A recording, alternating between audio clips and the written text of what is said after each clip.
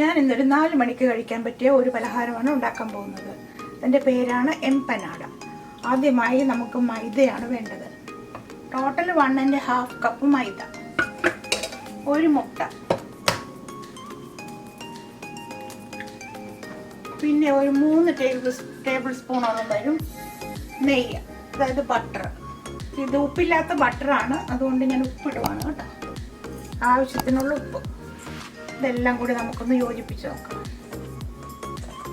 ആദ്യം തന്നെ നമ്മൾ വെള്ളമൊന്നും ഒഴിക്കണ്ട കേട്ടോ. ഇതെല്ലാം കൂടി യോജിപ്പിച്ചിട്ട് പിന്നെ ആവശ്യത്തിന് കുറച്ച് വെള്ളം ഒഴിച്ച് നോക്കാം. കുറച്ച് വെള്ളം ഒഴിച്ചു കൊടുക്കാം.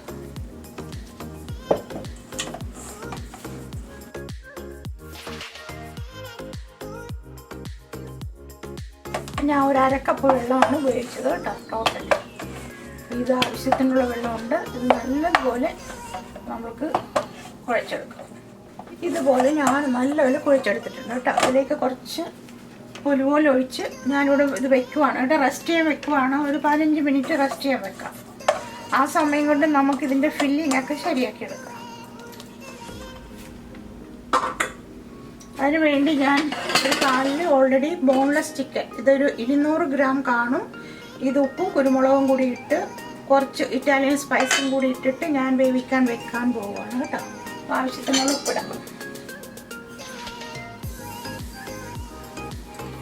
നിങ്ങൾക്ക് ആവശ്യത്തിനുള്ള കുരുമുളക് കൂടി ചേർക്കാം കേട്ടോ. ഒരു 1/4 ടീസ്പൂൺ കുരുമുളക് പൊടി ഞാൻ ചേർത്തിട്ടുണ്ട്.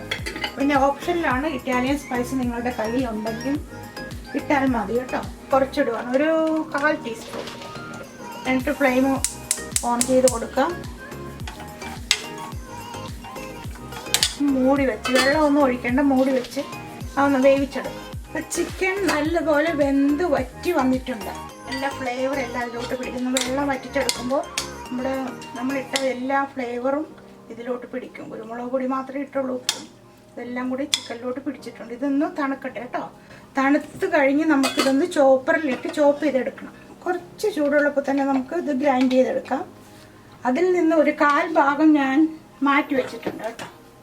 1/4 ഭാഗം ഞാൻ മാറ്റി വെച്ചിട്ടുണ്ട്. 2 ഫില്ലിംഗ് ആണ് ഞാൻ ചെയ്യുന്നത്.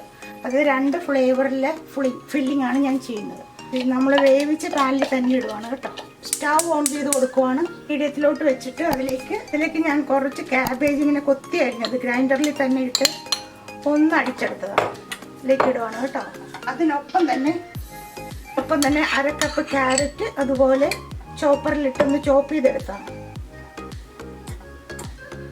ഉള്ളിയുണ്ട് ഒരു 1/4 കപ്പ്. നമ്മൾ ഇനി ഒത്തിരി വേവിക്കേണ്ട കാര്യമില്ല. ഇനി പൊരിച്ചെടുക്കാനുള്ളതാണല്ലോ. ചെറിയ പച്ചമുളക്,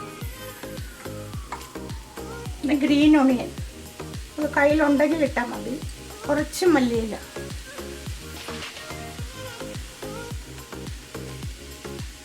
പിന്നെ ക്രഷ് ചെയ്ത് വെച്ചിരിക്കുന്ന കുരുമുളക്. അതെല്ലാം നിങ്ങളുടെ എരിവിനനുസരിച്ച് ചേർക്കാം. മൂടി വെച്ചിട്ട് ഒരു 3 മിനിറ്റ് വെയിറ്റ് ചെയ്യാം. ഇവിടെ ഇതുപോലെ ഇരിക്കുവാണ്. ഇത് ഞാൻ റൗണ്ട് ഷേപ്പായിട്ട് ഒന്ന് പരത്തിയെടുത്തിട്ട് വരാം.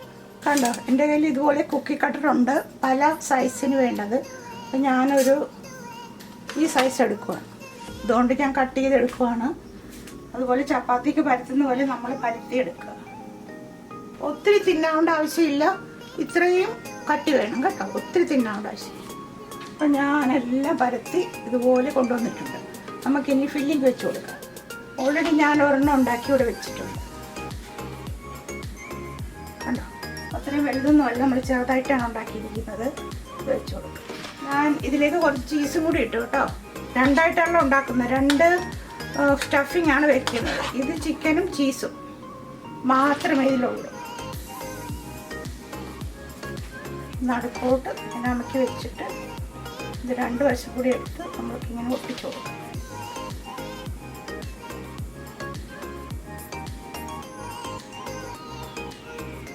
എന്നിട്ടൊരു ഫോർക്ക് എടുത്തിട്ട് ഇതുപോലെ ഒന്ന് ഡിസൈൻ ചെയ്ത് കൊടുക്കാം.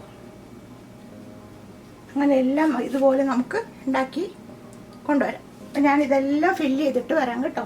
നമ്മുടെ അടുത്ത ഫില്ലിങ് കൂടി ഇരിക്കുന്നുണ്ട്. ഇതുപോലെ തന്നെ സെയിം ആയിട്ട് നമുക്ക് ഫില്ല് ചെയ്തെല്ലാം ഞാൻ ഇതുപോലെ സ്റ്റഫ് ചെയ്ത് കൊണ്ടുവന്നിട്ടുണ്ട്. സ്റ്റഫിങ് കുറച്ചുകൂടി ബാക്കിയുണ്ട് കേട്ടോ. ഞാനെല്ലാം ഇന്നും ഉണ്ടാക്കുന്നില്ല. എണ്ണയിലിട്ട് നമുക്ക് പൊരിച്ചെടുക്കാം. ഓയിലാണ് ഞാൻ ഉപയോഗിക്കുന്നത്. നല്ലപോലെ ചൂടായി വരട്ടെ. എണ്ണ നല്ലപോലെ ചൂടായി വന്നിട്ടുണ്ട്. നമുക്കിന്ന് ഇത് ഓരോന്ന് എടുത്തിട്ട് പൊരിച്ച് എടുക്കാം കേട്ടോ.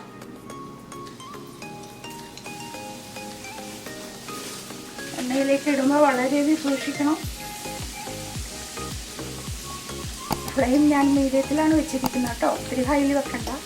മറിച്ചിടുമ്പോഴും ഇതുപോലെ ഒരു ഫോർക്ക് ഇങ്ങനെ സപ്പോർട്ട് ചെയ്തിട്ട് വേണം മറിച്ചിടാൻ, അല്ലെങ്കിൽ എണ്ണയെല്ലാം തെറിച്ച് നമ്മുടെ ദേഹത്തോട്ട് വീഴാൻ സാധ്യതയുണ്ട്. തമ്മിൽ ഒട്ടിപ്പിടിക്കാതെ നോക്കണം കേട്ടോ. അതുപോലെ നല്ലപോലെ രണ്ട് സൈഡ് ഒട്ടിച്ചു കൊടുക്കത്തില്ല നമ്മളൊരു സൈഡ്, അത് നല്ലപോലെ സീൽ ചെയ്ത് കൊടുക്കണം. അതിൽ കൂടെ എണ്ണ കയറാൻ സാധ്യതയുണ്ട് നല്ലതുപോലെ സീൽ ചെയ്തില്ലെങ്കിൽ.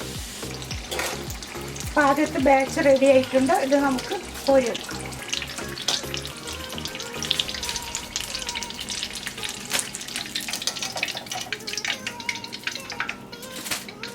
ഓക്കെ, ഇപ്പം ഞാനെല്ലാം പൊരിച്ചു കൊണ്ടുവന്നിട്ടുണ്ട്. നമുക്കിനി പ്ലേറ്റ് ചെയ്ത് കാണിക്കാം കേട്ടോ.